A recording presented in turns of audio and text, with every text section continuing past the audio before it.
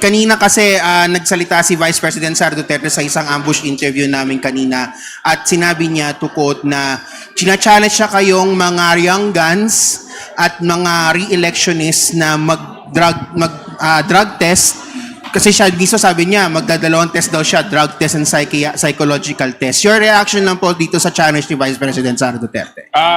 Unang-una, patong-patong na po, iba-ibang challenge na po. Kasi mauna muna siguro mag-testify under oath. That's the first challenge. Then, we follow up with the other challenges kasi baka maipit na tayo sa daming challenges. So, wala naman pong problema kung mag-undergo kami ng drug test or neuropsychological test. Kasi ako nga po, hindi nga ako mismo umiinom.